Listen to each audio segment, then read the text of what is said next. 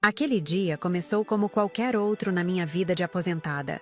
O sol entrava pelas frestas da cortina do meu quarto na casa que construí com meu falecido marido, aqui na Vila Mariana, em São Paulo.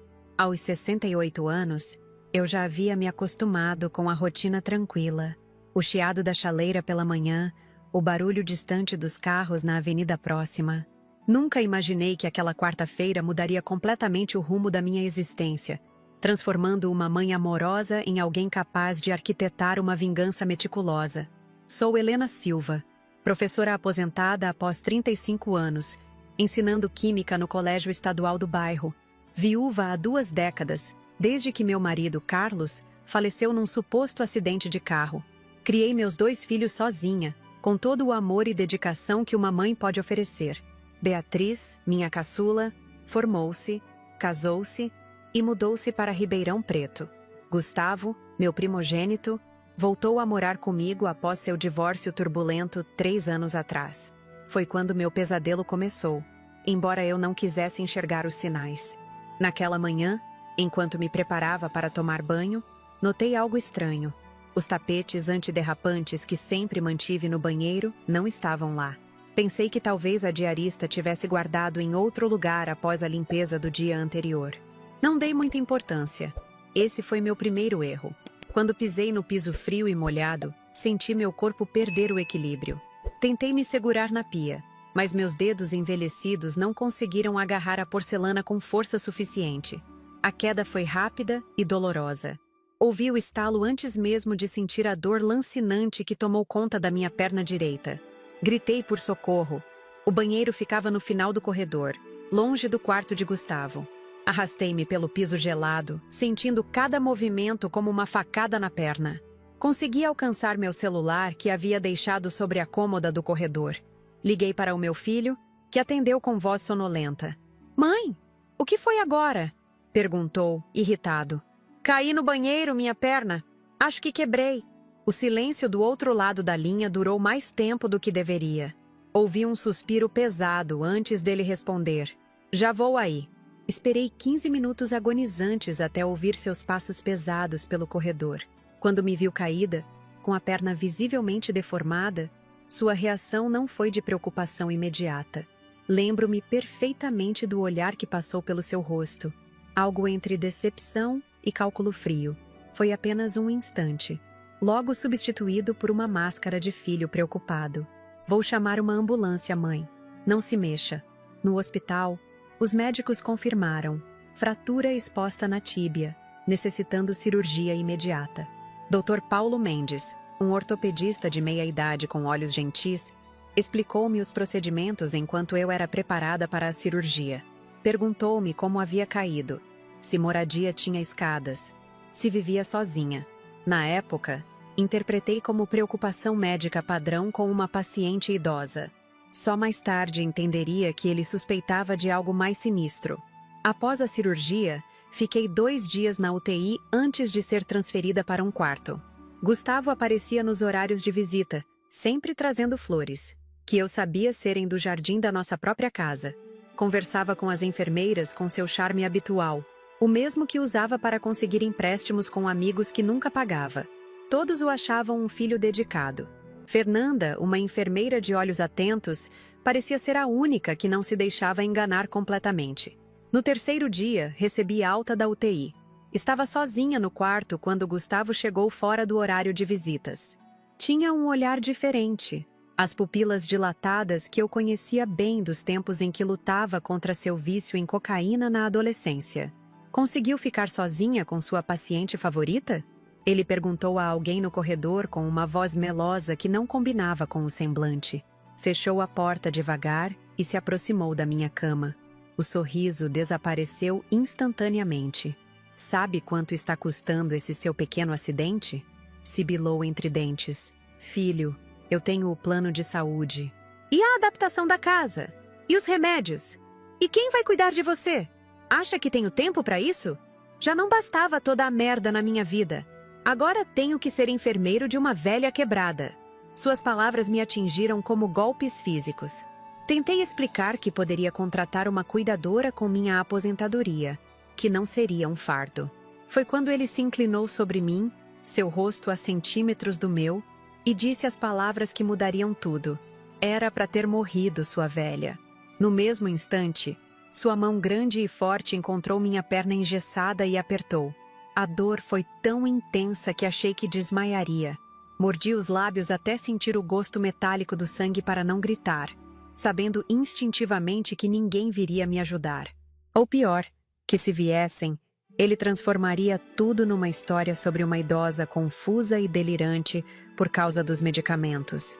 Naquele momento, enquanto lágrimas silenciosas escorriam pelo meu rosto enrugado, algo morreu dentro de mim. O amor incondicional de mãe que perdoa tudo, que compreende tudo, que aceita tudo. Em seu lugar, nasceu algo frio e calculista, algo que eu nunca havia sentido antes. Enquanto Gustavo saía do quarto com um sorriso para a equipe médica do lado de fora, fiz uma promessa silenciosa a mim mesma. Ele pagaria por cada segundo daquela dor. Recebi alta uma semana depois. Fernanda, a enfermeira, discretamente me entregou um cartão da delegacia especializada no atendimento ao idoso quando Gustavo foi buscar o carro. Qualquer coisa, liga para esse número, sussurrou. Guardei o cartão, mas já sabia que não usaria. Não porque não acreditasse na justiça, mas porque a justiça que eu buscava agora era outra. Voltei para casa, para o mesmo banheiro onde tudo começou. Gustavo havia contratado uma cuidadora para os primeiros dias, mais para as aparências do que por preocupação real. Teresa, minha amiga de décadas, veio me visitar com os olhos cheios de suspeitas quando viu os hematomas que não combinavam com uma simples queda. Tentei disfarçar. Mudei de assunto. Falei sobre as plantas do meu jardim, especialmente sobre aquela pequena horta de ervas que cultivava desde que me aposentei. Enquanto conversávamos sobre assuntos triviais, minha mente trabalhava. Lembrava das aulas de química que ministrei por tantos anos, dos compostos, das reações, dos efeitos. Lembrava também do diário escondido na gaveta de meias, onde anotava cada desaparecimento de dinheiro, cada objeto vendido sem minha permissão, cada palavra cruel disfarçada de brincadeira. Esse diário ganharia agora novas anotações, muito mais sombrias. À noite, quando finalmente fiquei sozinha, permiti-me chorar uma última vez pela mãe que fui e pelo filho que pensei ter. A partir daquele momento, começaria meu plano. Lento, meticuloso, implacável. Ninguém machuca uma idosa indefesa e sai impune. Principalmente quando essa idosa passou a vida ensinando os segredos da química orgânica e inorgânica para adolescentes curiosos.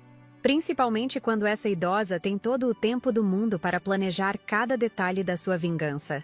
Olhei para as fotos na estante, para o retrato do meu marido, que agora parecia me observar com um novo significado. O acidente que tirou sua vida 20 anos atrás. Será que foi realmente um acidente? As dúvidas que sempre empurrei para o fundo da mente agora emergiam com força total. E com elas, a primeira ideia do que eu faria com Gustavo. Vocês devem estar se perguntando como uma mãe chega ao ponto de planejar algo tão terrível contra o próprio filho. Acreditem, eu me perguntei isso muitas vezes durante as noites insones que se seguiram à minha volta para casa. A resposta não veio de uma só vez, mas em fragmentos de memórias que eu havia escolhido ignorar ao longo dos anos. Tudo começou de verdade muito antes daquela queda. Acho que os primeiros sinais apareceram logo após o falecimento do Carlos. Gustavo tinha 22 anos na época. Cursava administração e parecia um rapaz promissor. Quando o pai morreu naquele acidente na rodovia dos imigrantes, ele assumiu uma postura de homem da casa. Eu, fragilizada pela perda repentina do meu companheiro de 3 décadas, vi aquilo como um amadurecimento natural diante da tragédia. Lembro-me do velório como se fosse ontem. Enquanto eu e Beatriz, que tinha apenas 15 anos, nos desmanchávamos em lágrimas, Gustavo permanecia sério, contido. Na época, atribuí aquilo à força que ele queria demonstrar para nos proteger. Hoje sei que era algo muito diferente. Nas semanas seguintes, ele se mostrou extremamente interessado nos assuntos financeiros, no seguro de vida, nos investimentos que Carlos havia deixado. Preciso entender para te ajudar, mãe. dizia com aqueles olhos castanhos tão parecidos com os do pai. E eu, imersa no luto, entreguei-lhe todos os papéis, todas as senhas, toda a confiança que uma mãe deposita em um filho. Foi meu primeiro grande erro. Em menos de um ano, nossos investimentos tinham diminuído consideravelmente.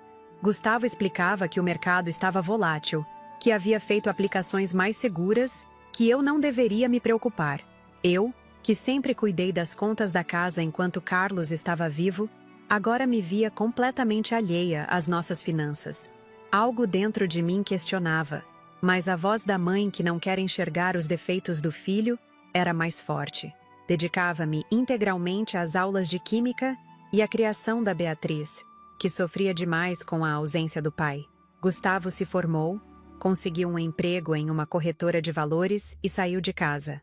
Durante quase 15 anos, mantivemos uma relação aparentemente normal. Ele vinha nos almoços de domingo, trazia presentes caros em datas especiais, contava sobre viagens e investimentos bem-sucedidos. Casou-se com Patrícia, uma moça bonita e educada que parecia genuinamente apaixonada por ele. Foi só quando me aposentei, aos 63 anos, que comecei a organizar os documentos antigos e percebi a extensão do estrago. Grande parte do dinheiro que Carlos havia deixado desaparecera em investimentos, que Gustavo nunca conseguia explicar direito. A casa onde morávamos, e que estava no meu nome, era praticamente o único patrimônio que restava intacto. Confrontei-o durante um almoço de família. Sua reação foi explosiva. Acusou-me de ingratidão. Disse que havia se sacrificado para cuidar de mim e de Beatriz, que eu estava ficando senil. Patrícia, sua esposa, parecia constrangida, olhando fixamente para o prato. Beatriz, que na época já morava em Ribeirão Preto com o marido, tentou acalmar os ânimos por telefone quando soube da discussão. Ele deve ter explicações, mãe. O Gustavo sempre cuidou da gente, dizia ela, que ainda mantinha a imagem do irmão protetor. 3 meses depois desse confronto, Gustavo apareceu na minha porta com 2 malas. Patrícia havia pedido o divórcio, acusando-o de agressão. Ele negava veementemente, dizendo que ela o traía e inventava histórias para ficar com o apartamento. Mais uma vez, o instinto materno falou mais alto. Abri minha casa para ele, oferecendo o antigo quarto onde passara a adolescência. É temporário, mãe. Só até resolver essa situação e encontrar um lugar meu, prometeu. O temporário se transformou em permanente. Logo percebi que Gustavo não trabalhava mais na corretora. Havia sido demitido por razões que ele nunca esclareceu completamente. Passava os dias em casa, sempre ao telefone, sempre com desculpas sobre entrevistas de emprego que nunca se concretizavam. O dinheiro da minha aposentadoria, que antes era suficiente para meu sustento modesto, agora mal cobria as despesas da casa com mais um adulto que consumia muito e contribuía com nada. Pequenos objetos começaram a desaparecer. Primeiro, um broche de ouro que Carlos me dera no nosso aniversário de 15 anos. Depois, a pulseira de prata que herdei da minha mãe. Gustavo sempre tinha uma explicação. Deve ter caído quando você saiu. Talvez a diarista tenha guardado em outro lugar. Você anda muito esquecida, mãe. E eu comecei a duvidar da minha própria sanidade. Será que estava mesmo ficando esquecida? Será que a idade estava afetando minha memória? Comecei a anotar tudo em um diário. Não apenas os objetos que sumiam, mas também as conversas que tínhamos, os valores que retirava do banco, os remédios que tomava. As noites tornaram-se particularmente difíceis. Gustavo saía e voltava de madrugada, muitas vezes alterado pelo álcool, às vezes com os olhos vidrados que eu conhecia bem dos tempos de sua juventude problemática. Batia portas, ouvia música alta, gritava ao telefone.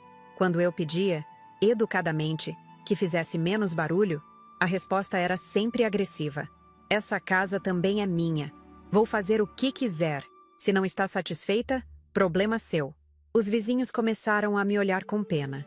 Seu Antônio, que morava na casa ao lado há mais de 30 anos, uma vez me abordou no jardim enquanto eu cuidava das minhas plantas. Dona Helena, se precisar de ajuda, é só chamar. A senhora não merece passar por isso. Agradeci, constrangida, e mudei de assunto. A vergonha de admitir que meu próprio filho me tratava daquela forma era maior que o medo que começava a sentir. Teresa, minha amiga de longa data, foi mais direta. Durante um de nossos chás da tarde, enquanto Gustavo não estava, ela segurou minhas mãos enrugadas entre as suas e disse: Helena, você precisa expulsar o Gustavo de casa. Isso não é normal. Filho não trata a mãe assim.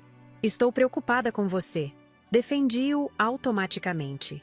Ele está passando por um momento difícil. O divórcio, o desemprego. Precisa do meu apoio. Teresa balançou a cabeça inconformada. E quem apoia você? Quem cuida de você? Os roxos no seu braço. Foi ele, não foi? Puxei a manga da blusa para cobrir os hematomas. Esbarrei na quina da mesa. Menti, sabendo que ela não acreditaria. Aqueles hematomas eram do dia anterior, quando Gustavo apertou meu braço com força ao exigir dinheiro para sair com os amigos. As coisas pioraram quando comecei a receber ligações de cobrança. Descobri que Gustavo havia feito empréstimos usando meu nome, falsificando minha assinatura. Quando o confrontei, sua reação foi assustadora. Jogou uma cadeira contra a parede, quebrando um porta-retratos com a foto do pai. Você não era assim tão preocupada com dinheiro quando eu cuidava de tudo depois que o papai morreu. Agora que preciso de ajuda, vira as costas para o seu único filho homem. Naquela noite, tranquei a porta do meu quarto pela primeira vez. Ouvi seus passos pelo corredor durante horas. Sua respiração pesada do outro lado da porta. Ocasionais socos na madeira. Não dormi um minuto sequer. Na manhã seguinte, ele agiu como se nada tivesse acontecido. Preparou café, sorriu, perguntou se eu precisava de algo da farmácia. Essa mudança repentina de comportamento era talvez o mais perturbador de tudo. Nunca sabia qual Gustavo encontraria: o filho agressivo e violento, ou o homem charmoso que conseguia enganar a todos com seu sorriso. Foi nessa época que comecei a notar outras mudanças sutis na casa. Objetos fora do lugar, portas que eu tinha certeza de ter trancado e encontrava abertas, remédios que tomava regularmente e que pareciam ter efeitos mais fortes que o normal. Comecei a suspeitar que Gustavo alterava meus medicamentos, talvez adicionando calmantes para me manter dócil e confusa. O jardim tornou-se meu refúgio. Passava horas entre minhas plantas, especialmente cuidando da pequena horta de ervas medicinais que mantinha desde a aposentadoria. Ali, com as mãos na terra, sentia-me conectada com algo maior que o medo que agora dominava meus dias. Lembrava das aulas de química orgânica que ministrava, do fascínio dos alunos ao descobrirem o poder transformador das substâncias naturais. Não imaginava que esse conhecimento seria minha salvação e a perdição de Gustavo. Uma semana antes do acidente no banheiro, ouvi uma conversa telefônica que mudou tudo. Gustavo falava no quintal, achando-se sozinho enquanto eu regava as plantas na varanda, oculta pelas samambaias penduradas. Já disse que vou resolver? Sim, a velha tem a casa. Vale pelo menos 1,5 milhão, bem localizada. Não, ela não vai vender por vontade própria, já tentei. Tem aquele asilo no Tucuruvi, bem barato. Só preciso da assinatura dela. Interdição? Talvez. Estou dando remédios na comida dela. Logo vai parecer louca mesmo. Meu coração disparou, mas mantive-me imóvel, respirando o mais silenciosamente possível. Quando ele entrou, fingi estar dormindo na poltrona. Naquela noite, não toquei na janta que ele insistiu em preparar. Joguei a comida pela janela do banheiro quando ele não estava olhando. Nos dias seguintes, passei a preparar minha própria comida, alegando que queria retomar antigas receitas. Também comecei a fingir que tomava os remédios, escondendo-os na boca e descartando-os depois. Minha mente ficou mais clara, confirmando minhas suspeitas de que ele estava me dopando. Foi nesse contexto que cheguei naquela fatídica manhã. Ao notar a ausência dos tapetes antiderrapantes no banheiro, tive certeza. Não era descuido da diarista. Era Gustavo criando as condições perfeitas para um acidente. Se eu morresse, seria uma idosa que caiu no banheiro. Estatística, não crime. Se sobrevivesse, estaria debilitada o suficiente para ele conseguir a interdição que planejava. A queda foi real. A fratura também. A dor lancinante quando ele apertou minha perna no hospital cristalizou uma certeza que vinha se formando. Meu filho havia se tornado meu inimigo. E pior, Comecei a suspeitar que o acidente que matou Carlos talvez não tivesse sido um acidente. Lembrei-me de detalhes daquela época que havia ignorado.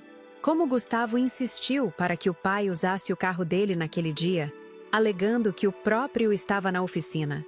Como foi ele quem identificou o corpo, não permitindo que eu visse Carlos uma última vez. Como os freios haviam falhado justamente numa curva perigosa da Imigrantes, após uma discussão acalorada entre pai e filho sobre dinheiro. Na cama do hospital, enquanto enfermeiras entravam e saíam do quarto, tomei minha decisão. Se Gustavo podia planejar friamente se livrar da própria mãe, eu podia planejar minha sobrevivência e minha vingança.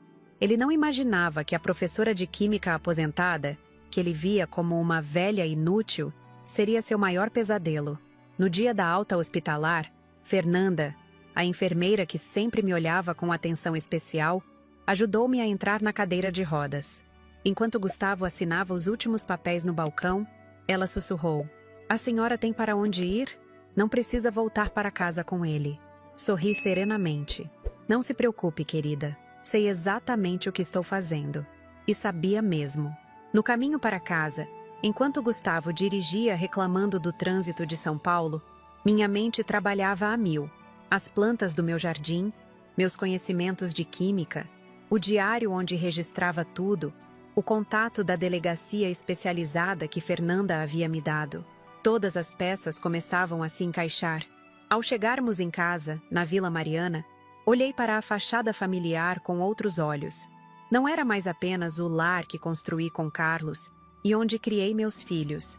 Era o tabuleiro onde se desenrolaria um jogo mortal entre mãe e filho. Um jogo que eu estava determinada a vencer, não importando o custo. Naquela noite, enquanto Gustavo roncava no quarto ao lado, provavelmente exausto após celebrar com amigos o sucesso do seu plano, abri meu velho livro de química orgânica. As páginas amareladas continham o conhecimento acumulado de décadas de estudo e ensino. Virei até o capítulo sobre alcaloides e seus efeitos no sistema nervoso central. Um sorriso involuntário formou-se em meus lábios ao pensar nas belas beladonas que cultivava no fundo do jardim, longe dos olhares curiosos. "Você não imagina o que sua velha mãe é capaz de fazer, meu filho", murmurei para o silêncio da noite, enquanto a lua projetava sombras inquietantes através da janela. A primeira semana, após minha volta do hospital, foi um teste de paciência e astúcia. Gustavo interpretava perfeitamente o papel de filho dedicado quando havia testemunhas por perto. Contratou uma cuidadora, Dona Jurema, uma senhora de Minas Gerais com mãos gentis e olhos cansados, para ficar comigo durante as tardes. Ele próprio fazia questão de me ajudar pela manhã e à noite, sempre que vizinhos ou conhecidos pudessem ver. "Mãezinha, precisa de ajuda para se levantar?" perguntava em voz alta quando Teresa ou seu Antônio estavam presentes. O tom meloso contrastava com o aperto forte em meu braço, deixando marcas que eu escondia com blusas de manga comprida, mesmo no calor de fevereiro em São Paulo. Mas quando estávamos sozinhos, a máscara caía. "Até quando vou ter que bancar o enfermeiro? Isso está me custando uma fortuna", reclamava, jogando o prato de comida sobre a mesa de cabeceira com tanta força que a sopa quente às vezes respingava em meu colo. A frase que ele pronunciou no hospital, "Era para ter morrido, sua velha", ecoava em minha mente constantemente. Mais doloroso que a fratura exposta na tíbia, era o reconhecimento de que aquele que embalei em meus braços desejava minha morte. Nos momentos de solidão, permitia-me chorar silenciosamente, não pelo filho que tinha, mas pelo filho que pensei ter criado. Numa tarde particularmente difícil, quando a dor no osso em recuperação parecia perfurar minha alma, Dona Jurema me trouxe um chá de camomila. Suas mãos enrugadas, não muito diferentes das minhas, tremiam levemente ao segurar a xícara. "A senhora me desculpe a intromissão", disse ela, sentando-se na beirada da cama. "Mas já cuidei de muitos idosos. Sei reconhecer quando algo não está certo." Mantive o olhar fixo na janela, observando o jasmim que plantei quando Beatriz nasceu. Agora uma trepadeira robusta que cobria parte da parede externa. "Não sei do que está falando, Jurema", respondi, tentando soar convincente. Ela suspirou profundamente. Minha mãe também negava. Até o dia em que meu irmão a empurrou escada abaixo. Ela não sobreviveu para contar a história. Aquelas palavras atingiram-me como um choque elétrico. Virei-me para encará-la, encontrando nos seus olhos castanhos o mesmo medo que devia habitar os meus. Tem o número da delegacia especializada? Perguntou ela, abaixando ainda mais a voz. Tenho, admiti finalmente. A enfermeira do hospital me deu. Jurema assentiu satisfeita. Bom, use quando estiver pronta. Estarei aqui se precisar de uma testemunha.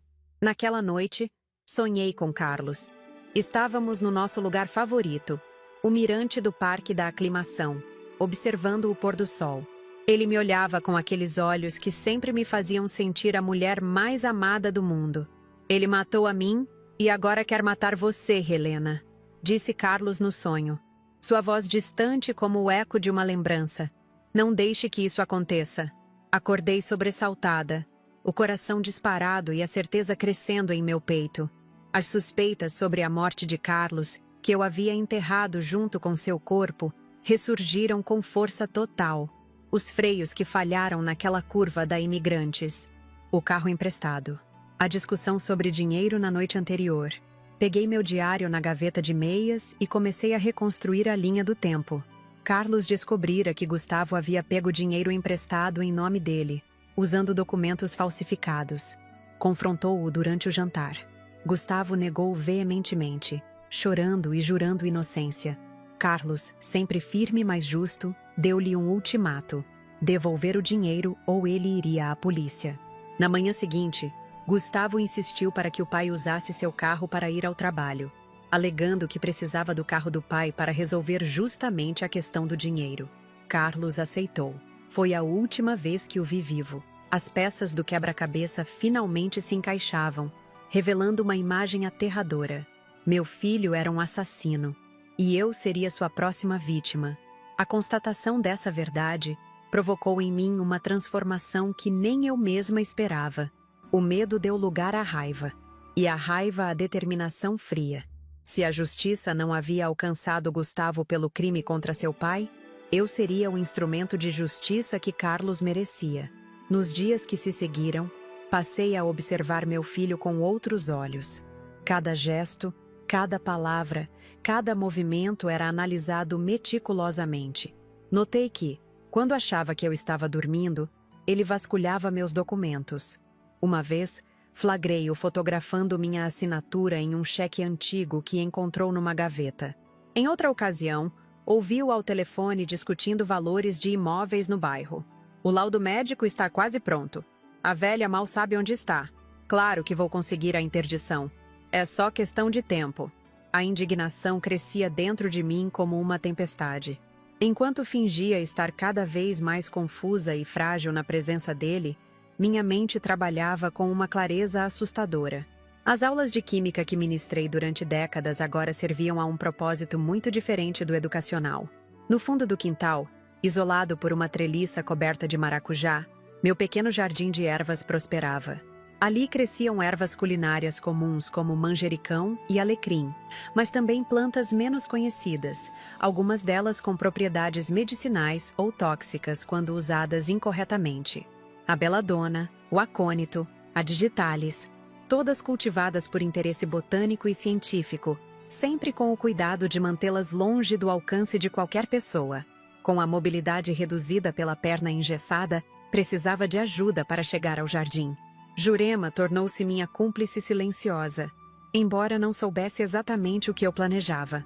Preciso do contato com minhas plantas, expliquei a ela. Me acalma. Sentada em minha cadeira de rodas, indicava quais folhas e flores colher, ensinando-a a usar luvas para algumas espécies. Essa aqui é muito forte, Jurema. Cuidado para não tocar diretamente e depois esfregar os olhos. Pode causar visão turva. Ela me olhava com uma mistura de respeito e curiosidade. A senhora entende mesmo dessas coisas, não é? Minha avó também conhecia o poder das plantas. Dizia que podiam curar ou matar, dependendo de quem as usava. Sorri, pensando que a sabedoria popular às vezes contém mais verdade que muitos tratados científicos. Sua avó estava certa. O conhecimento é uma ferramenta.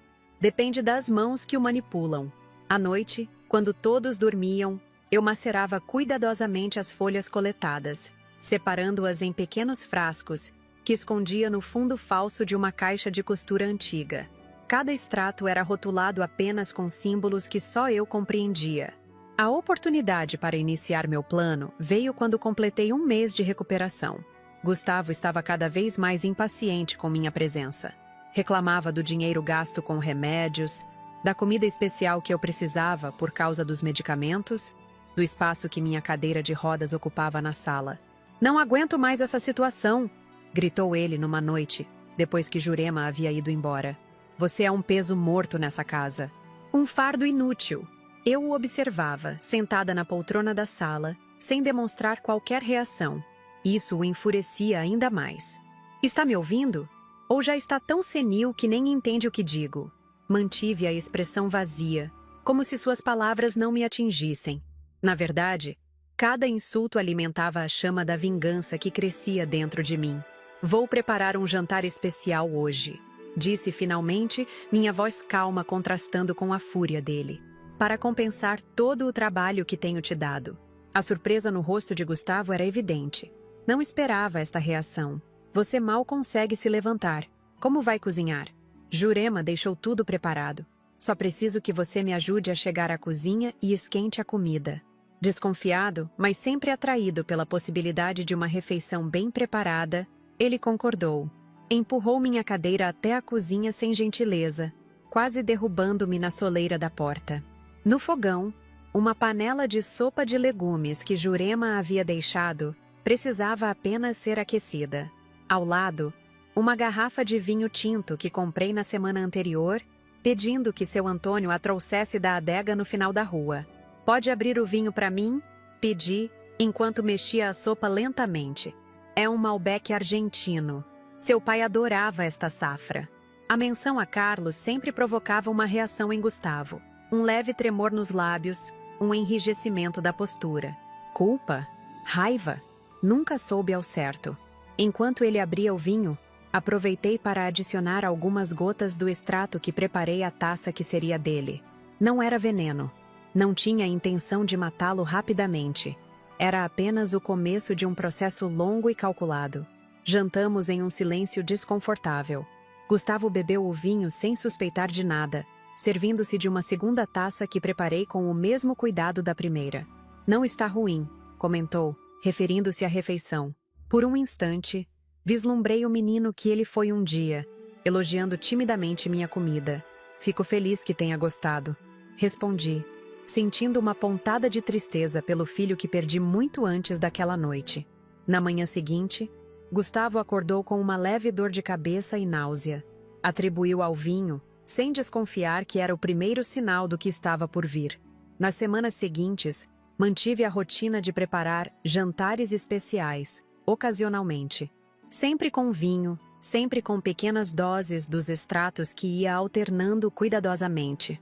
Os sintomas começaram a aparecer gradualmente. Fadiga inexplicável, dores musculares, ocasionais tremores nas mãos. "Deve ser estresse", disse ele após consultar um médico que não encontrou nada de errado nos exames iniciais.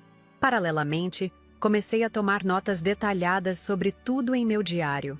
Não apenas sobre as substâncias que administrava e seus efeitos, mas também sobre cada ato de crueldade que Gustavo cometia contra mim. As palavras, os empurrões disfarçados, as ameaças veladas. Cada entrada era datada e descrita com precisão científica.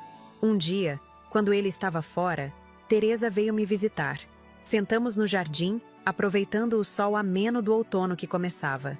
"Helena, você parece diferente", observou ela, estudando meu rosto com atenção. "Mas resoluta." Sorri serenamente. "A vida nos ensina a lidar com as adversidades, não é mesmo?" "E Gustavo, continua difícil?"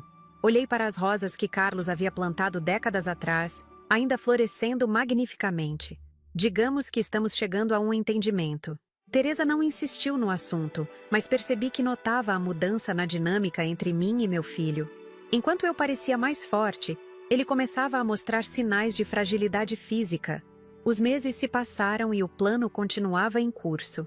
Gustavo deteriorava-se lentamente, sem entender o que estava acontecendo. Consultou médicos, fez exames, tomou vitaminas e suplementos. Nada revertia o processo misterioso que consumia sua saúde. A ironia da situação não me escapava. Ele, que planejara se livrar de mim por me considerar um fardo, agora dependia cada vez mais dos meus cuidados. Os papéis se inverteram de maneira quase poética. Numa noite particularmente fria de julho, quando o inverno paulistano mostrava suas garras, Gustavo teve um colapso na sala.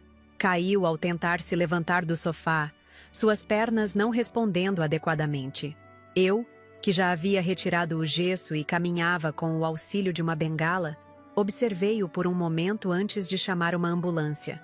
No hospital, o mesmo onde fui tratada meses antes, o Dr. Paulo Mendes nos atendeu. Lembrou-se de mim imediatamente. Senhora Helena, como está a perna? Muito melhor, doutor.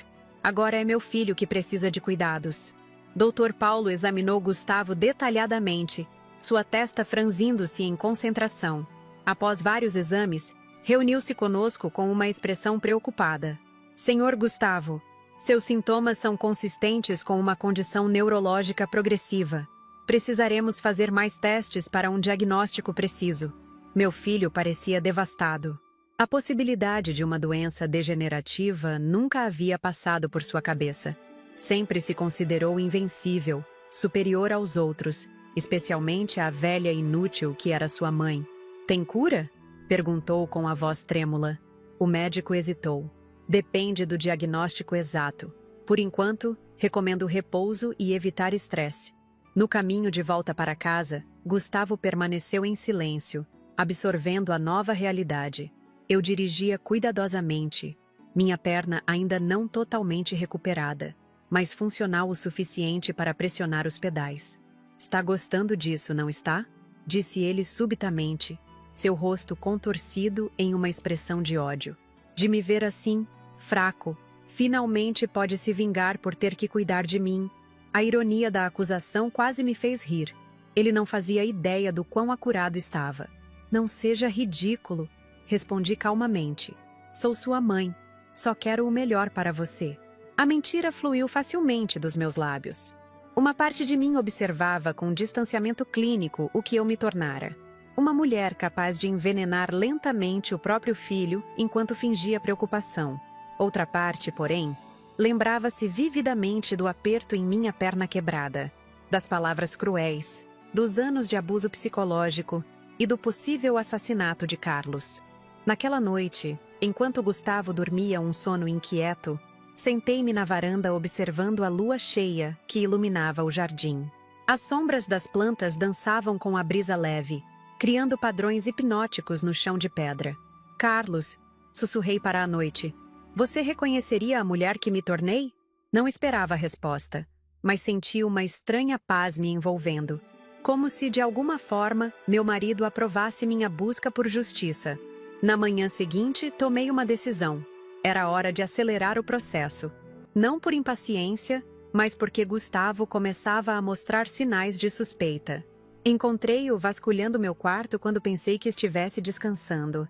Procurava algo, talvez evidências do que estava acontecendo com ele. A fase final do plano precisava ser implementada. O diário, as gravações que fiz secretamente de suas ameaças, os documentos falsificados com minha assinatura que encontrei em seu quarto, tudo seria usado no momento certo.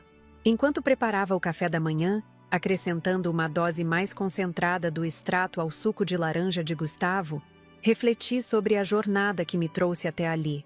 Da professora respeitada à viúva vulnerável, da mãe abusada à vingadora metódica. Cada versão de mim mesma foi moldada pelas circunstâncias e escolhas, minhas e dos outros. Era para ter morrido, sua velha. Essas palavras, pronunciadas com tanto ódio naquele quarto de hospital, selaram o destino de Gustavo. Ele não imaginava que, ao tentar destruir sua mãe, estava na verdade liberando uma força que nem eu mesma sabia que possuía. Existem momentos na vida que nos transformam completamente. Para algumas pessoas, é o nascimento de um filho. Para outras, a perda de alguém amado. No meu caso, Foi o momento em que percebi que meu próprio filho desejava minha morte. Quando compreendi isso, algo mudou dentro de mim. A professora dedicada, a mãe amorosa, a viúva resignada, todas essas versões de Helena deram lugar a uma mulher que eu mesma não reconhecia no espelho. Os dias foram passando e a condição de Gustavo piorava gradativamente. Os médicos, confusos, receitavam medicamentos que tratavam apenas os sintomas, nunca a causa que eles não conseguiam identificar. Como poderiam? A ciência busca explicações naturais. E o que acontecia com meu filho não tinha nada de natural. Naquela manhã de agosto, enquanto a névoa típica do inverno paulistano cobria o jardim, observei Gustavo tentando se servir de café. Suas mãos tremiam tanto que a xícara escapou, espatifando-se no chão da cozinha. "Merda!" gritou frustrado, tentando se abaixar para recolher os cacos, mas suas pernas fraquejaram. Aproximei-me calmamente, apoiada em minha bengala. "Deixe que eu limpo." "Não preciso da sua ajuda", rosnou, mas seu corpo dizia o contrário. Ignorei sua hostilidade e comecei a recolher os pedaços da porcelana quebrada. Era da coleção que Carlos me dera em nosso aniversário de casamento. Ironicamente, era a xícara favorita de Gustavo. Os médicos ligaram. Informei enquanto varria os últimos fragmentos. Marcaram novos exames para amanhã. Ele não respondeu, apenas me encarou com aqueles olhos que, mesmo afundados em olheiras profundas, ainda transmitiam desprezo. Mesmo doente, mesmo dependente, Gustavo não perdia a arrogância. "Vou preparar seu café", ofereci, já sabendo que ele não recusaria. Por mais que me odiasse, seu corpo cada vez mais fraco o tornava dependente de meus cuidados. No armário sobre a pia, atrás das latas de mantimentos, guardava um pequeno frasco com um líquido âmbar, extraído cuidadosamente das plantas do meu jardim. Adicionei 3 gotas ao café de Gustavo, uma a mais que o habitual. Era hora de intensificar o processo. "O que é isso que você pôs no meu café?" perguntou subitamente, seus olhos estreitando-se com suspeita. Meu coração acelerou, mas mantive a expressão neutra. "Mel. Você sempre gostou de café com mel." "Nunca gostei de mel no café", rebateu, empurrando a xícara para longe. "Você está fazendo algo comigo, não está?" Encarei-o com a inocência ensaiada de uma mãe preocupada. "Do que você está falando, filho? Acho que a doença está afetando sua memória." Gustavo bateu na mesa com força surpreendente para alguém tão debilitado. "Não me trate como idiota. Desde que voltei a morar aqui, comecei a ficar doente. Não é coincidência." Suspirei profundamente, como quem lida com uma criança difícil. "Gustavo, você acha mesmo que sua própria mãe faria algo para te prejudicar? Depois de tudo que fiz por você durante a vida inteira?" Ele hesitou por um momento, a dúvida cruzando seu rosto pálido. Aproveitei a brecha. "Vamos, beba seu café. Precisa se alimentar para ter forças para os exames de amanhã." Relutante, mas sem alternativas, pois já não conseguia preparar sua própria comida, Gustavo tomou o café. Observei enquanto o líquido escuro desaparecia, sentindo uma satisfação sombria que jamais pensei ser capaz de experimentar. Ao entardecer, os novos sintomas começaram. Além dos tremores habituais e da fraqueza muscular, Gustavo agora sentia dormência nos dedos e uma leve confusão mental. Encontrei-o no escritório, revirando gavetas freneticamente. "O que procura?" perguntei da porta, apoiando-me na bengala. Ele se virou, sobressaltado. "Meus documentos, os papéis do carro." Sorri internamente. Não havia documentos ali. Eu os havia removido semanas antes, junto com outros papéis importantes que ele guardava. "Devem estar no seu quarto", sugeri. "Quer que eu ajude a procurar?" "Não", respondeu bruscamente, passando por mim em direção ao corredor, seu ombro esbarrando propositalmente no meu, quase me derrubando. Apoiei-me na parede para não cair, observando-o se afastar com passos inseguros. A bengala em minha mão, que antes era símbolo de fragilidade, agora representava minha persistência. Quebrada, mas não vencida. Naquela noite, enquanto organizava os frascos escondidos no fundo falso da caixa de costura, refleti sobre o caminho que estava trilhando.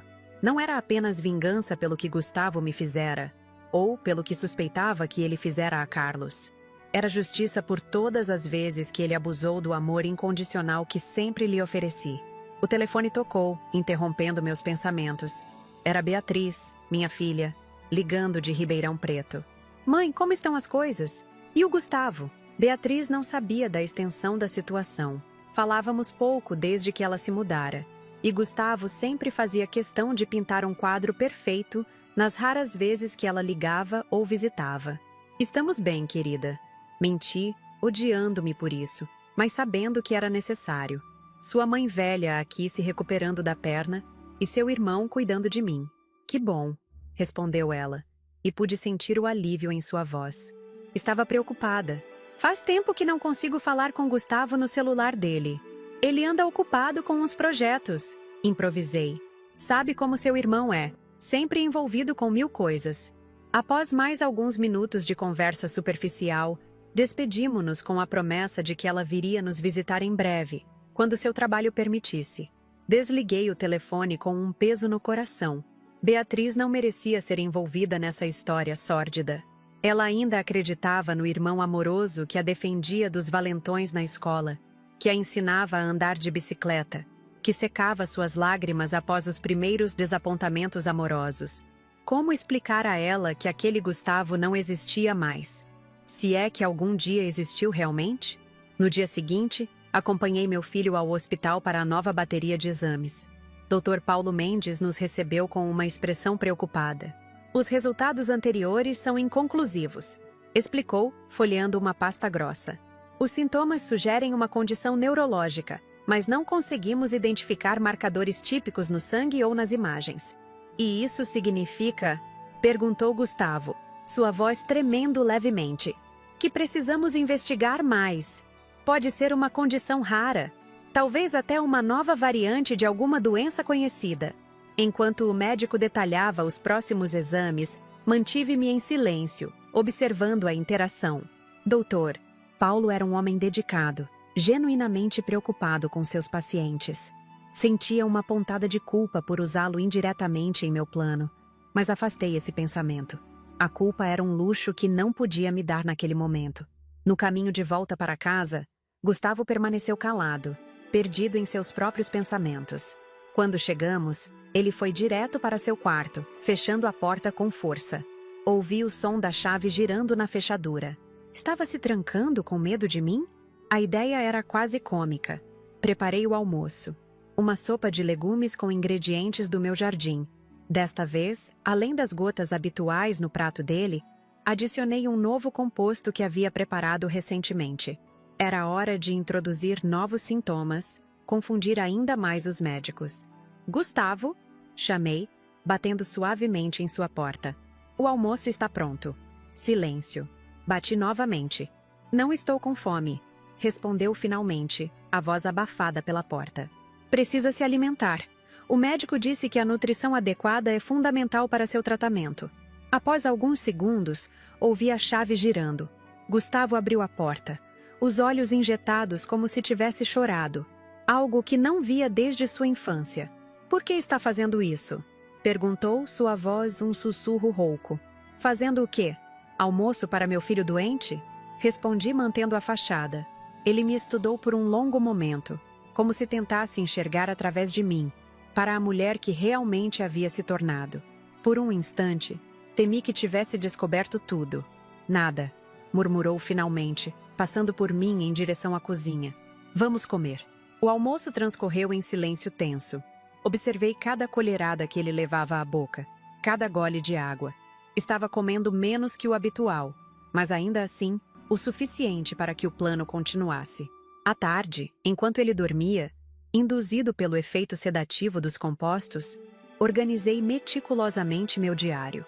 Nele, registrava não apenas as substâncias administradas e seus efeitos, mas também reconstruía toda a história de abusos que sofri, as suspeitas sobre a morte de Carlos, os planos de Gustavo para se livrar de mim.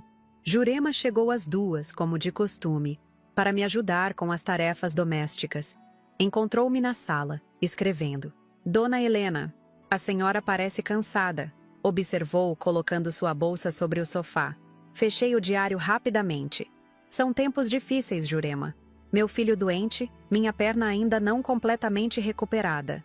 Ela assentiu, seus olhos revelando que compreendia mais do que eu dizia. E como está o seu jardim? As plantas que a senhora tanto gosta? Florescendo lindamente, respondi, um pequeno sorriso formando-se em meus lábios.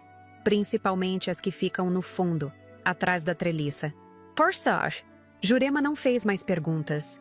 Em vez disso, começou a limpar silenciosamente, lançando ocasionais olhares preocupados na direção do quarto de Gustavo.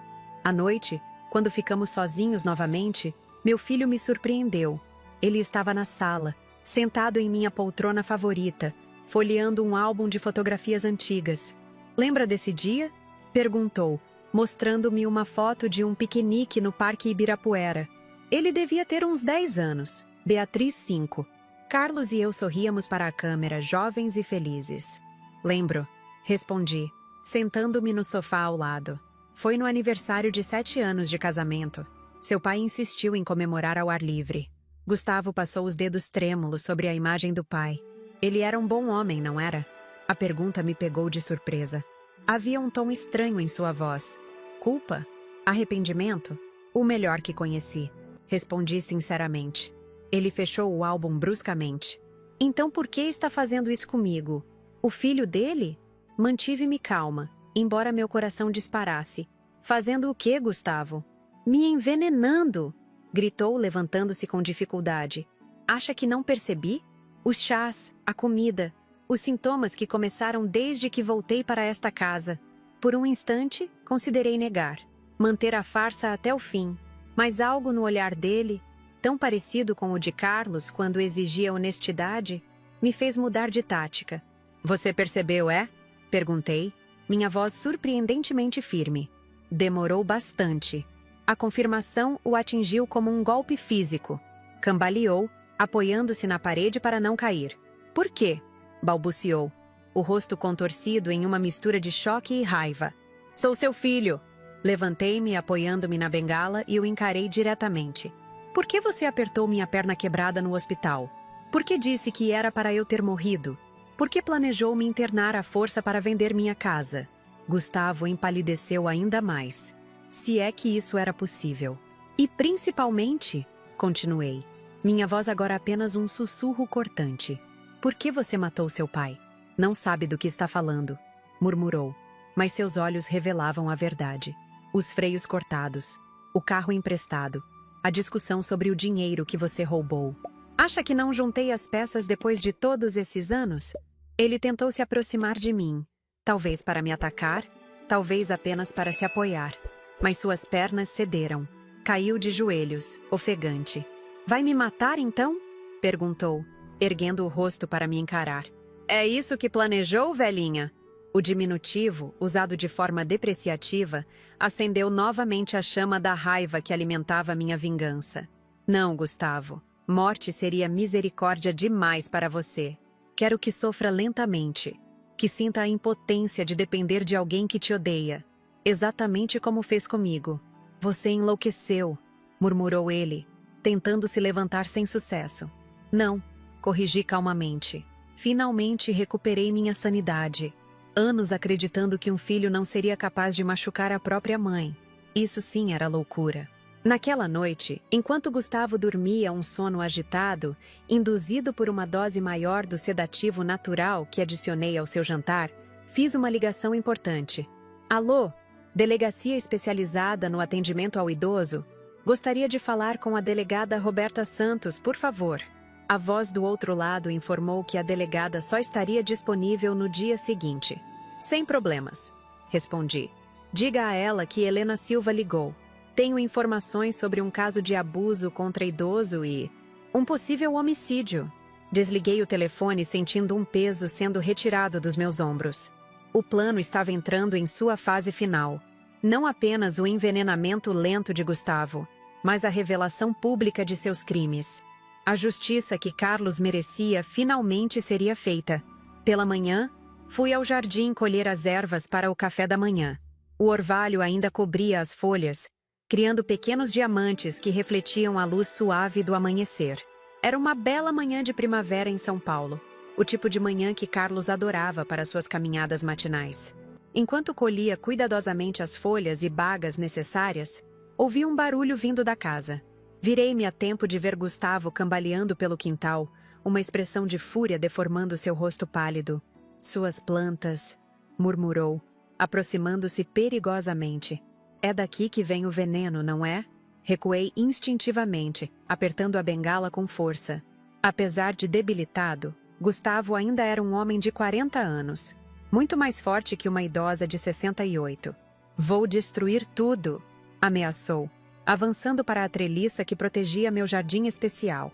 Não se aproxime, adverti, erguendo a bengala como uma arma improvisada. Ele riu, um som gutural, quase animal. Ou o quê? Vai me bater, velhinha? Antes que pudesse responder, ele arrancou um ramo de beladona, as bagas negras brilhando perigosamente sob o sol da manhã. É isso que você tem usado? Parece inofensivo. Gustavo, solte isso. Você não sabe o que está fazendo. Seus olhos brilharam com uma ideia súbita. E se eu fizer você engolir suas próprias poções? Não seria justiça poética? Avançou para mim, o ramo de beladona estendido como uma arma. Recuei, mas minha perna ainda debilitada traiu meu movimento. Tropecei, caindo sobre as pedras do caminho do jardim. Gustavo se inclinou sobre mim, seu rosto a centímetros do meu. Naquele momento, vi o menino que embalei em meus braços, o adolescente problemático que tentei guiar, o jovem que perdeu o rumo, o homem que se tornou um monstro. Era para ter morrido naquele banheiro, velha, sibilou, repetindo as mesmas palavras que haviam selado seu destino meses atrás. Antes que pudesse fazer qualquer coisa, uma voz firme cortou o ar da manhã. Afaste-se dela, Sr. Silva! Viramos simultaneamente para a entrada do quintal. Lá estava a delegada Roberta Santos, uma mulher de meia-idade com postura militar, acompanhada por 2 policiais uniformizados. Ao seu lado, para minha surpresa, estava Jurema, os olhos baixos, mas determinados. O que é isso? Perguntou Gustavo confuso. Recebemos uma denúncia de agressão contra idoso, explicou a delegada aproximando-se. E pelo que estou vendo, chegamos na hora certa. Gustavo tentou se recompor, acionando instantaneamente seu charme habitual. Houve um mal-entendido, delegada. Minha mãe caiu e eu estava tentando ajudá-la. Com um ramo de planta na mão, enquanto dizia que era para ela ter morrido? Questionou Jurema, sua voz normalmente suave, agora firme e acusadora. Você não sabe do que está falando, rosnou Gustavo para ela, antes de voltar-se para a delegada. Minha mãe não está bem da cabeça. Tem confundido as coisas, imaginado situações. Interessante, comentou a delegada, consultando um pequeno bloco de notas. Porque recebemos gravações bastante claras de várias instâncias de abuso verbal e ameaças. Meu coração disparou. As gravações. O pequeno dispositivo que Teresa havia me dado, disfarçado de broche, e que eu usava constantemente nos últimos meses. Gustavo empalideceu, finalmente percebendo a dimensão da armadilha em que havia caído. Senhora Silva, a delegada dirigiu-se a mim, estendendo a mão para me ajudar a levantar. Temos muito o que conversar. A mão firme da delegada Roberta me ajudou a levantar. Minhas pernas tremiam, não apenas pela queda, mas pela adrenalina que corria em minhas veias. Por meses, planejei meticulosamente minha vingança contra Gustavo, mas nunca imaginei que o confronto final aconteceria assim, em meio às minhas plantas, com o orvalho da manhã ainda molhando a grama. A senhora está bem? Perguntou Roberta, seus olhos escuros examinando os arranhões que a queda causara em meus braços. Estou, respondi, ajustando o broche gravador que usava preso à gola da blusa. É só mais um dia na vida com meu filho. Gustavo, agora encostado na parede do jardim, cercado pelos 2 policiais, alternava entre expressões de fúria e tentativas de charme conciliatório. Era fascinante e perturbador observar como ele conseguia mudar de personagem em segundos. Oficiais, isso é um mal-entendido, sorriu, sua voz suave como mel envenenado. Minha mãe tem episódios de confusão. Os médicos já diagnosticaram o início de demência.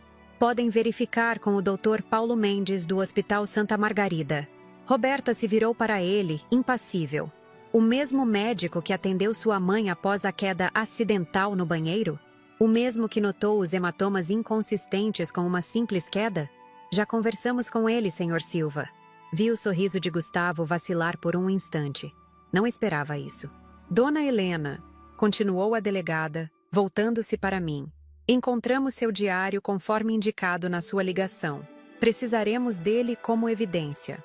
Assenti, sentindo um misto de alívio e apreensão. O diário continha tudo. Não apenas os abusos de Gustavo, mas também minha própria vingança meticulosa através das plantas. Seria eu também presa por isso? Como se lesse meus pensamentos, Roberta inclinou-se e sussurrou. Entregamos apenas as páginas relevantes ao caso de abuso. O resto, digamos que caiu em mãos compreensivas. Uma onda de gratidão me invadiu. Em algum momento desse processo todo, minha história havia tocado essa mulher que agora me protegia, mesmo sabendo parte da verdade. Vamos levá-lo para a delegacia para prestar depoimento, anunciou Roberta em voz alta. Senhora Silva, a senhora também precisará nos acompanhar. Gustavo, percebendo que seu charme não funcionava, mudou para a agressividade. Isso é ridículo. Ela é que tem me envenenado. Olhem para mim. Estou doente há meses, e começou quando voltei a morar aqui. Os policiais trocaram olhares céticos, claramente interpretando aquilo como mais uma tentativa desesperada de se defender. Senhor Silva, o senhor terá a oportunidade de apresentar suas alegações na delegacia, respondeu um deles friamente. Enquanto eles conduziam meu filho para a viatura, Jurema aproximou-se de mim. Seus olhos estavam marejados. Dona Helena, perdoe-me por ter feito isso sem avisar, mas quando aquela moça da delegacia me mostrou as gravações e me contou sobre o plano do seu filho para interná-la à força, peguei suas mãos entre as minhas. Você fez o certo, Jurema. Obrigada. Ela assentiu, enxugando uma lágrima. A senhora é uma boa pessoa que passou por coisas terríveis. Ninguém merece o que aquele homem fez com a senhora. Uma boa pessoa. Será? Enquanto entrava no carro da polícia para seguir até a delegacia, essa frase ecoava em minha mente. Uma boa pessoa envenenaria lentamente o próprio filho, mesmo que ele merecesse? Na delegacia, o processo foi exaustivo. Depoimentos, formulários, fotografias dos hematomas antigos e recentes que Gustavo deixara em meu corpo. Roberta conduziu tudo com profissionalismo impressionante, tratando-me com uma dignidade que há muito tempo não experimentava.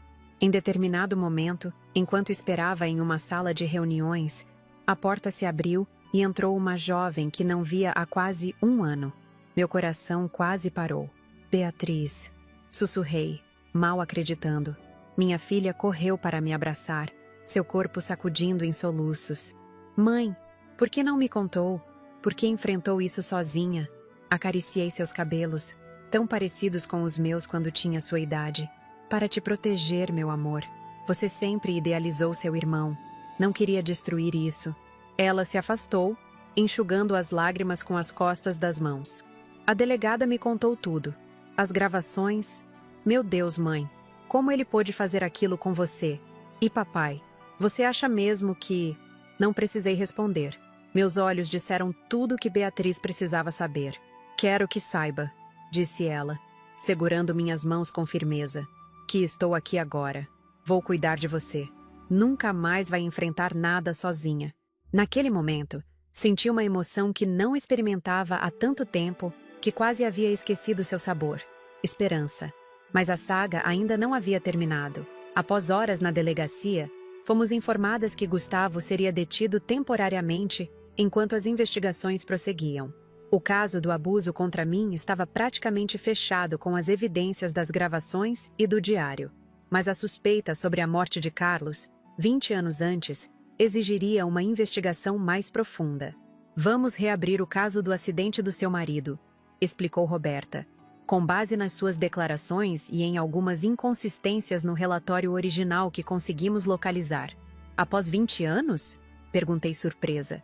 Não existe prescrição para homicídio doloso, respondeu ela, seus olhos revelando determinação. Se seu filho realmente sabotou aquele carro, vamos descobrir. Ao sairmos da delegacia, já passava das 8 da noite. O céu de São Paulo estava surpreendentemente limpo, permitindo que algumas estrelas tímidas aparecessem entre os arranha-céus. Beatriz me conduziu até seu carro, insistindo que eu passaria a noite em seu hotel. Não quero que volte para aquela casa hoje, disse ela. Amanhã decidimos o que fazer. Concordei, exausta demais para argumentar. No caminho para o hotel, passamos em frente ao Parque Ibirapuera, iluminado para algum evento noturno. Podemos parar um minuto? Pedi subitamente. Preciso respirar um pouco de ar fresco. Beatriz hesitou, preocupada com meu estado, mas estacionou próximo à entrada do parque. Caminhamos lentamente até um banco com vista para o lago, minha bengala marcando o ritmo dos nossos passos. Sentadas ali, sob a luz suave dos postes do parque, finalmente contei a Beatriz toda a verdade.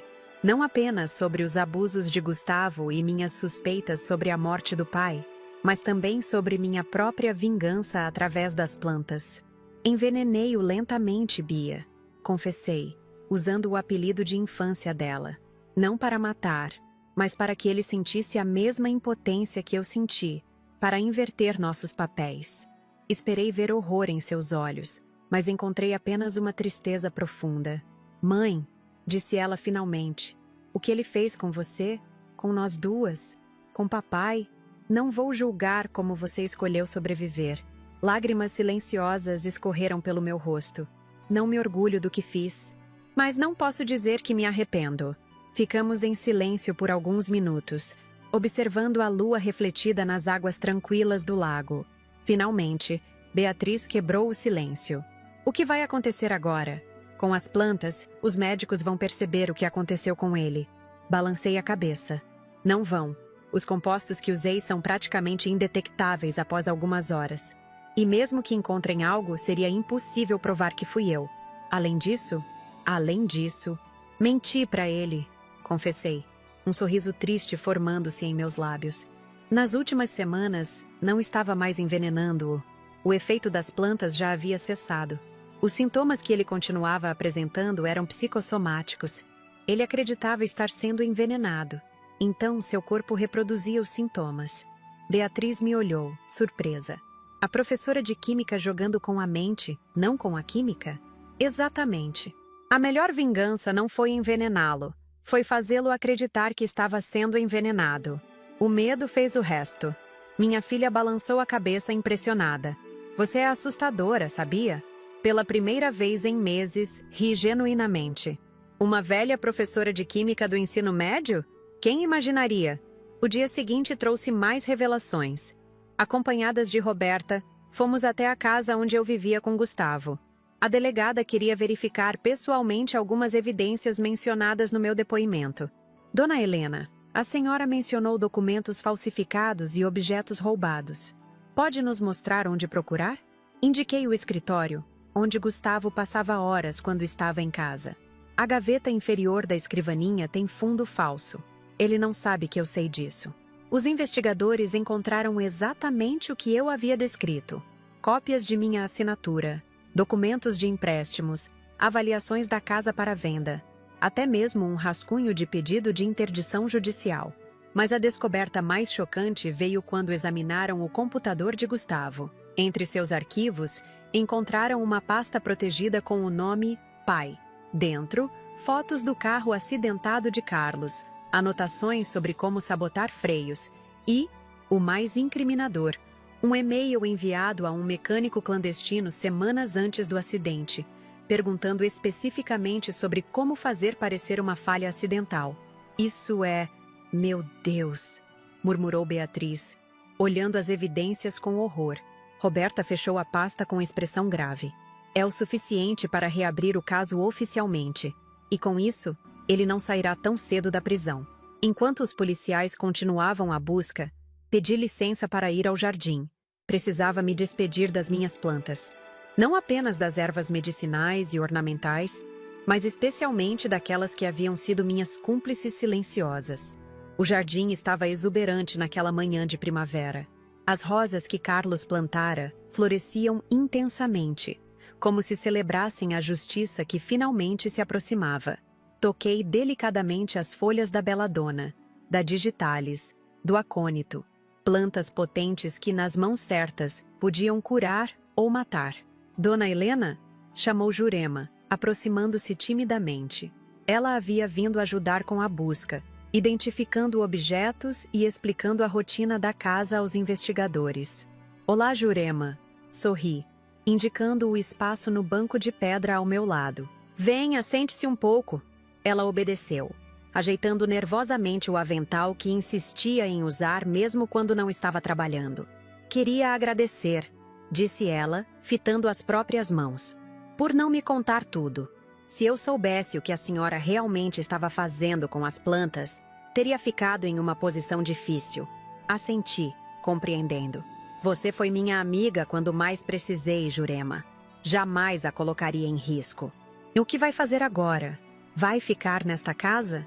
A pergunta pairava em minha mente desde a noite anterior. A casa guardava memórias preciosas de Carlos e dos primeiros anos com meus filhos, mas também abrigava as lembranças dos abusos, do medo, da minha própria transformação em alguém que nunca imaginei me tornar. Não, respondi finalmente. É hora de recomeçar. Beatriz quer que eu vá para Ribeirão Preto com ela. Talvez seja o melhor. Jurema sorriu, seus olhos brilhando de lágrimas contidas. A senhora merece paz, dona Helena. Depois de tudo que passou. Paz. Seria possível encontrá-la depois de tudo isso? Após descobrir do que era capaz quando empurrada ao limite, as semanas seguintes passaram como um turbilhão. Gustavo foi formalmente acusado de abuso contra idoso, tentativa de fraude, falsificação de documentos e, após a reabertura do caso, homicídio doloso contra Carlos. As evidências eram esmagadoras. O julgamento foi marcado para dali a alguns meses, mas a prisão preventiva foi mantida, considerando a gravidade dos crimes e o risco que ele representava para mim e outras testemunhas. Beatriz insistiu para que eu me mudasse imediatamente para Ribeirão Preto. Concordei, mas com uma condição. Precisava de um último encontro com Gustavo. Mãe, não acho uma boa ideia, argumentou ela. Depois de tudo que ele fez, preciso disso para seguir em frente, filha. Insisti. Preciso olhar nos olhos dele uma última vez. Relutante, ela concordou. Roberta providenciou uma visita controlada na prisão onde Gustavo aguardava julgamento. Quando entrei na sala de visitas, quase não reconheci meu filho. Apenas 2 meses de prisão haviam transformado o homem arrogante e controlador em uma sombra pálida e desgrenhada. Sem os efeitos das plantas, que, como expliquei a Beatriz, já haviam cessado há semanas, ele parecia fisicamente recuperado, mas psicologicamente devastado. Veio gozar da sua vitória? Perguntou assim que me sentei à sua frente, separados por uma mesa de metal fixada ao chão. Não, Gustavo, vim me despedir. Ele riu amargamente. A velhinha vingativa conseguiu o que queria, não é? Eu preso, você livre. Toda a herança para a Beatriz. Você matou seu pai, interrompi, minha voz baixa, mas firme. Tentou me matar também. O que esperava? Que eu apenas aceitasse e morresse quieta? Pela primeira vez, vi algo diferente nos olhos dele. Não raiva ou desprezo, mas um lampejo de medo genuíno. Como descobriu? Perguntou finalmente. Sobre o carro, sobre o pai. Sou sua mãe, Gustavo. Te carreguei no ventre, te amamentei, te criei. Conheço cada expressão do seu rosto. Sempre soube, no fundo do meu coração, que havia algo errado naquele acidente. Só não queria acreditar. Ele desviou o olhar, fixando um ponto invisível na parede atrás de mim. Ele ia me denunciar. Descobriu sobre o dinheiro que peguei emprestado usando o nome dele. Disse que eu era uma vergonha, que nunca seria metade do homem que ele era. Então você o matou. Foi um acidente, protestou, seus olhos encontrando os meus novamente. Eu só queria assustar ele, fazer os freios falharem um pouco para que batesse de leve em alguma coisa e entendesse que precisava de mim. Não imaginei que seria numa curva da Imigrantes. Senti um cansaço profundo me invadindo. Tantos anos de dúvidas, de suspeitas enterradas, para finalmente ouvir a confissão que parte de mim sempre soube ser verdadeira. E quanto a mim? Perguntei. Também seria um acidente? A queda no banheiro? Os remédios adulterados? O plano de me internar à força? A Gustavo abaixou a cabeça, incapaz de me encarar. Você se tornou um problema, sempre questionando, sempre observando. E a casa? Precisava do dinheiro. Então eu merecia morrer? Não! Exclamou erguendo o rosto. Por um segundo, vi o menino que um dia amei incondicionalmente. Não queria que morresse, só queria controlar a situação. Controlar. Sempre foi sobre controle com Gustavo. Controlar o pai que o criticava. Controlar a mãe que começava a questionar. Controlar o dinheiro, a casa, as narrativas. Sabe por que realmente vim aqui hoje? Perguntei, inclinando-me ligeiramente para a frente. Ele me olhou, interrogativo. Para te dizer que te perdoo. Suas sobrancelhas se ergueram em surpresa genuína. O quê? Não pelo que fez a mim ou ao seu pai. Isso cabe à justiça julgar. Perdoo a mim mesma por ter te amado tanto que me tornei cega aos seus defeitos. Por ter te protegido das consequências por tanto tempo que você achou que poderia fazer qualquer coisa. Levantei-me, apoiando-me na bengala que agora raramente precisava usar, mas que havia se tornado um símbolo da minha resistência. Adeus, Gustavo. Não nos veremos novamente. Virei-me para sair, mas sua voz me deteve na porta. Você realmente me envenenou? Ou era tudo psicológico, como os médicos estão dizendo agora? Olhei-o por cima do ombro, permitindo-me um pequeno sorriso enigmático. Qual resposta te deixaria mais confortável? Deixei-o com essa dúvida. Uma última lição da professora para o aluno que nunca aprendeu. 3 meses depois, mudei-me definitivamente para Ribeirão Preto. Beatriz e seu marido me ajudaram a encontrar um pequeno apartamento próximo à casa deles, com uma varanda ensolarada perfeita para um novo jardim. Desta vez, apenas com plantas ornamentais e ervas culinárias. O julgamento de Gustavo resultou em condenação por todas as acusações. 25 anos de prisão, sem possibilidade de progressão de regime para crimes considerados hediondos. Encontrei um novo propósito dando aulas de jardinagem para idosos no centro comunitário local. Ali, compartilhava meu conhecimento sobre plantas. O lado benéfico delas, claro. E ajudava outras pessoas da minha idade a encontrar alegria nas pequenas coisas, como o desabrochar de uma flor ou o aroma de um manjericão recém-colhido. Em uma tarde particularmente agradável de outono, enquanto tomava chá na varanda com Teresa, que viera de São Paulo me visitar, ela perguntou algo que muitos provavelmente se questionavam, mas ninguém tinha coragem de perguntar.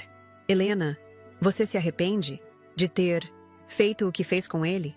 Contemplei a pergunta enquanto observava um beija-flor visitando os hibiscos que plantei. A vida seguindo seu curso, apesar de tudo. Sabe, Teresa, aos 68 anos descobri uma verdade que muitos nunca percebem. Todos somos capazes de escuridão quando empurrados ao limite. A diferença está em como escolhemos viver após encarar essa escuridão. Ela assentiu, compreendendo mais do que minhas palavras diziam. Não me orgulho do que fiz. Continuei. Mas também não posso dizer que me arrependo. Foi o que precisei fazer para sobreviver. Não apenas fisicamente, mas para preservar algo essencial dentro de mim que Gustavo tentou destruir. Minha dignidade, minha autonomia. E agora? Perguntou ela. Consegue ser feliz depois de tudo isso? Olhei para o céu infinito de Ribeirão Preto, tão diferente do horizonte limitado pelos prédios de São Paulo. Um sorriso genuíno formou-se em meus lábios. Feliz? Talvez seja uma palavra muito forte. Mas em paz? Sim, finalmente estou em paz. E era verdade. A vingança não trouxe Carlos de volta, nem apagou os anos de sofrimento. Mas trouxe justiça, imperfeita e tardia, mas justiça, ainda assim. E com ela, a chance de reescrever o final da minha história. Não como uma vítima, mas como uma sobrevivente. Sabe o que Carlos sempre dizia? Comentei, servindo mais chá para nós duas. O quê? Que envelhecer não é para os fracos. Acho que ele estava certo, mas não da forma como imaginava. A velhice me deu algo que nunca tive na juventude. A coragem de lutar por mim mesma, custe o que custar. Ergui minha xícara em um brinde silencioso ao céu, onde imaginava que Carlos me observava com aprovação. Ao homem que amei, ao filho que perdi, e à mulher que me tornei através dessa jornada sombria mas necessária. Então, meus queridos, Assim termina minha história. De professora de química a vingadora, de mãe amorosa a sobrevivente determinada. Muitos podem me julgar pelo que fiz, mas até que você caminhe com os mesmos sapatos gastos de uma idosa abusada pelo próprio filho, não saberá o que é sentir o chão sumindo sob seus pés, quando aquele que você gerou diz: "Era para ter morrido, sua velha", enquanto aperta sua perna quebrada.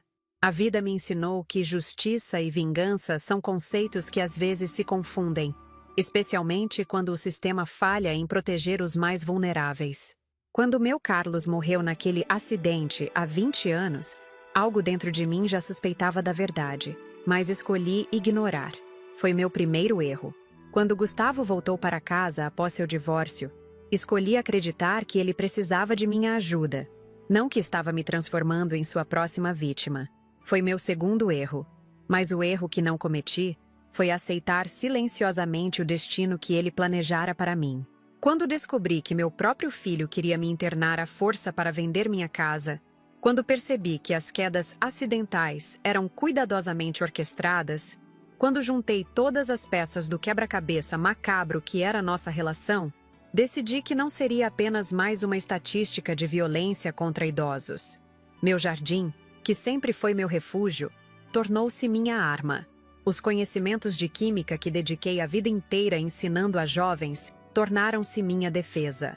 E o diário onde registrava cada abuso, cada plano, cada substância utilizada, tornou-se minha salvação e, eventualmente, a condenação de Gustavo. O que mais me entristece ao relembrar essa jornada não é o que fiz, mas o que fui forçada a me tornar. Nenhuma mãe deveria precisar se proteger do próprio filho. Nenhuma idosa deveria temer por sua vida dentro da própria casa.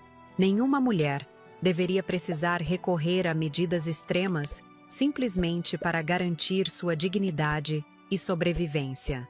Quando penso em todas as outras Helenas por aí, idosas silenciosamente suportando abusos de filhos, netos, cuidadores, sinto um aperto no coração. Quantas não têm o conhecimento de plantas que eu tinha? Quantas não contam com uma Jurema, uma Teresa, uma delegada Roberta em suas vidas? Quantas sucumbem silenciosamente, suas histórias jamais contadas? Hoje, aos 70 anos, vivendo em Ribeirão Preto perto da minha Beatriz, dando aulas de jardinagem para outros idosos, tento transformar minha experiência em algo positivo. Compartilho sutilmente sinais de alerta de abuso. Incentivo meus alunos a manterem sua independência, ensino sobre as propriedades medicinais das plantas. Apenas as medicinais, claro. Gustavo cumpre sua pena em uma penitenciária estadual. 25 anos por abuso contra idoso, fraude, falsificação e pelo assassinato de Carlos. Às vezes me pergunto se ele pensa em mim, se compreende o que me levou a fazer o que fiz. Provavelmente não. Pessoas como ele raramente desenvolvem essa capacidade de autorreflexão. O perdão que ofereci a ele naquela última visita na prisão não foi tanto por ele, mas por mim. Precisava me libertar do ódio que me consumia, que ameaçava transformar-me permanentemente na mulher calculista que envenenava o próprio filho. Aquela não era eu. Era apenas quem precisei ser temporariamente para sobreviver. A paz que encontrei agora não apaga as cicatrizes, tanto físicas quanto emocionais. Minha perna nunca se recuperou completamente daquela queda, e meu coração jamais se curará totalmente da traição do meu primogênito. Mas há uma serenidade em saber que sobrevivi, que não permiti ser destruída, que encontrei força onde só havia fragilidade. Se você está assistindo isso e se identifica com qualquer parte da minha história, seja como vítima ou como testemunha de abuso contra idosos, peço que não se cale. Existem recursos, existem pessoas que se importam, existem delegacias especializadas. Não espere até ser forçado a extremos como eu fui. Busque ajuda, enquanto ainda é possível seguir um caminho menos sombrio que o meu. E se você conhece algum idoso que apresenta sinais de abuso, hematomas inexplicados, mudanças repentinas de comportamento, medo de familiares, não hesite em intervir. Uma ligação para as autoridades pode salvar uma vida. Uma conversa delicada pode abrir portas para a libertação. Às vezes, tudo que uma pessoa como eu precisava era alguém que acreditasse, que não descartasse minhas queixas como confusão de idosa ou exagero de velha. Agradeço profundamente a você que dedicou seu tempo a ouvir minha história até o final. Não foi fácil reviver esses momentos, expor minhas ações, confessar tanto a vitimização quanto a vingança. Mas se isso ajudar pelo menos uma pessoa a evitar um destino semelhante, terá valido cada lágrima derramada ao gravar este relato. Agora, se minha história tocou você de alguma forma, peço que se inscreva aqui no canal Vovó Lembrou. Temos muitas outras histórias como a minha. Relatos reais de pessoas que enfrentaram situações extremas e encontraram forças para seguir adiante. Algumas são sobre superação, outras sobre vingança, outras sobre perdão, mas todas são autênticas, cruas, humanas. Deixe seu comentário contando o que achou da minha história. Você entende por que fiz o que fiz? Teria agido diferente no meu lugar? Conhece alguém que passou por situação semelhante? Seus comentários não são apenas números para nós. São conexões reais. São validações de experiências muitas vezes silenciadas pela sociedade. Ler cada um deles me ajuda a sentir que não estou sozinha, que minha dor e minha luta tiveram propósito. E se puder, deixe seu like no vídeo. Parece um gesto simples, mas ajuda imensamente nosso canal a alcançar mais pessoas que precisam ouvir essas histórias, que precisam saber que não estão sozinhas em suas lutas. Deu muito trabalho gravar este vídeo, reviver cada momento doloroso, cada decisão difícil, cada virada nessa história sombria. Não foi fácil, mas acredito que histórias como a minha precisam ser contadas, por mais difíceis que sejam. Por isso, se você valoriza esse tipo de conteúdo, considere também nos apoiar através do Valeu Demais, uma forma de doação que nos ajuda a cobrir os custos do canal e a trazer mais vídeos diariamente. Sua contribuição, por menor que seja, é fundamental para que possamos continuar dando voz a pessoas como eu, que por tanto tempo foram silenciadas. Amanhã, teremos outra história impactante aqui no Vovó Lembrou. Outro relato real, outra vida marcada por desafios que muitos não conseguiriam imaginar. Então, ative o sininho para não perder nenhum vídeo. Me chamo Helena Silva, tenho 70 anos, e esta foi a história de como descobri que, mesmo na velhice, mesmo quando o mundo parece conspirar contra você, é possível encontrar força para lutar, para sobreviver e, finalmente, para seguir em frente. Obrigada por me ouvir. Obrigada por não me julgar. E, principalmente, obrigada por fazer parte dessa comunidade que valoriza as histórias de pessoas que a sociedade frequentemente prefere ignorar. Até o próximo vídeo. E lembre-se, a idade pode enfraquecer nossos ossos, mas não precisa enfraquecer nossa determinação. Idosos não são descartáveis. Somos repositórios de experiências, de sabedoria e, como minha história provou, de uma força surpreendente quando desafiados.